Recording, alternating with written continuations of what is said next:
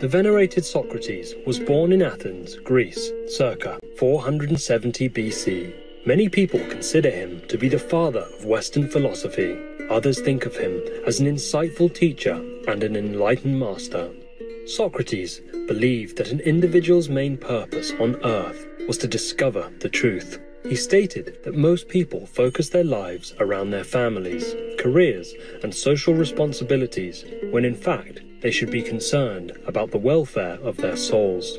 With compassion for all life, Socrates followed and promoted a vegetarian diet. Most of the information about Socrates, his life and his philosophy, was transcribed after his departure by two of his students, Plato and Xenophon. These disciples wrote about their master in several books, in which Socrates is depicted as the main character. One of Plato's most famous and influential philosophical works is titled The Republic. It features valuable dialogues between Socrates and others, mainly on the topic of justice and also the philosopher's journey to acquiring higher knowledge.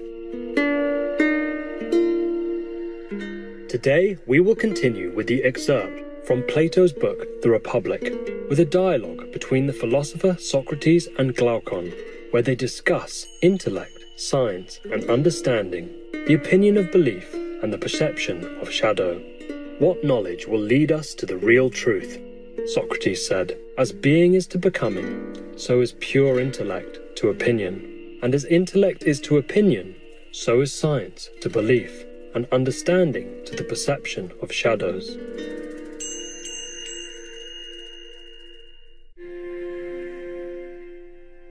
Socrates continues with, the spangled heavens should be used as a pattern, and with a view to that higher knowledge, their beauty is like the beauty of figures or pictures excellently wrought by the hand of Daedalus, or some other great artist, which we may have chanced to behold. Any geometrician who saw them would appreciate the exquisiteness of their workmanship, but he would never dream of thinking that in them he could find the true equal, or the true double, or the truth of any other proportion.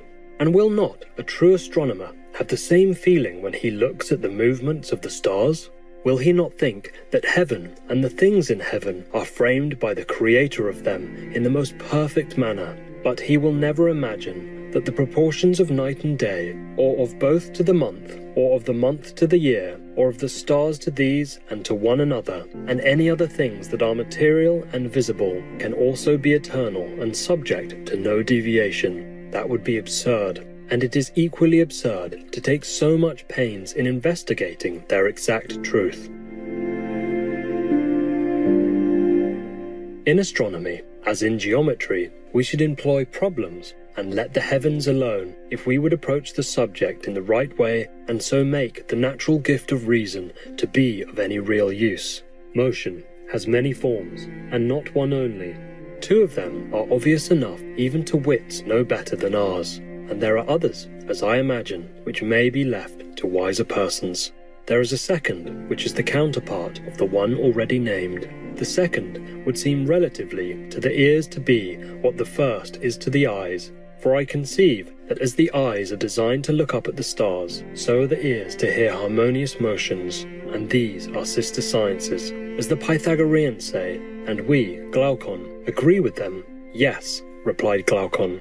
But this, Socrates continues, is a laborious study, and therefore we had better go and learn of them, and they will tell us whether there are any other applications of these sciences. At the same time, we must not lose sight of our own higher object. There is a perfection which all knowledge ought to reach, and which our pupils ought also to attain, and not to fall short of, as I was saying that they did in astronomy. For in the science of harmony, as you probably know, the same thing happens. The teachers of harmony compare the sounds and consonances that are heard only, and their labour, like that of the astronomers, is in vain. Yes, by heaven, Glaucon claims, and 'tis as good as a play to hear them talking about their condensed notes, as they call them. They put their ears close alongside of the strings like persons catching a sound from their neighbour's wall, one set of them declaring that they distinguish an intermediate note and have found the least interval which should be the unit of measurement. the others insisting that the two sounds have passed into the same, either party setting their ears before their understanding.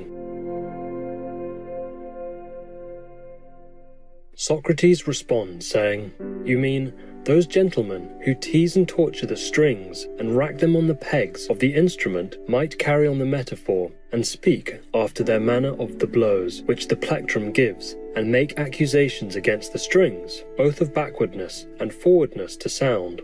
But this would be tedious, and therefore I will only say that these are not the men, and that I am referring to the Pythagoreans, of whom I was just now proposing to inquire about harmony, for they too are in error. Like the astronomers, they investigate the numbers of the harmonies which are heard, but they never attain to problems. That is to say, they never reach the natural harmonies of number, or reflect why some numbers are harmonious and others not. That is a thing of more than mortal knowledge," replies Glaucon. "A thing," Socrates says, "which I would rather call useful, that is, if sought after with a view to the beautiful and good, but if pursued in any other spirit, useless. Now when all these studies reach the point of intercommunion and connection with one another, and come to be considered in their mutual affinities, then, I think, but not till then, will the pursuit of them have a value for our objects. Otherwise, there is no profit in them." And so, Glaucon, we have at last arrived at the hymn of dialectic. This is that strain which is of the intellect only, but which the faculty of sight will nevertheless be found to imitate. For sight, as you may remember, was imagined by us after a while to behold the real animals and stars, and last of all the sun himself.